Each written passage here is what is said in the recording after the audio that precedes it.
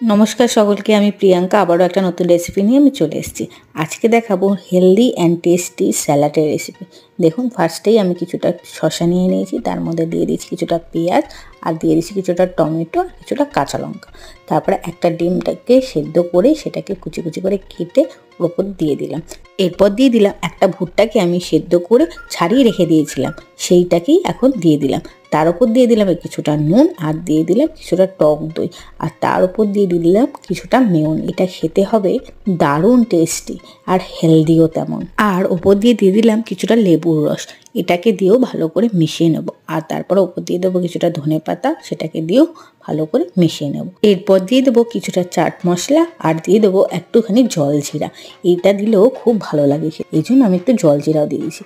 আজকের এই রেসিপিটা আপনাদের কেমন লাগলো অবশ্যই কমেন্টে জানাবেন। আর যারা ডায়েট করছেন তাদের জন্য একদম পারফেক্ট রেসিপি। তাহলে চলুন, আজকের মতো টাটা।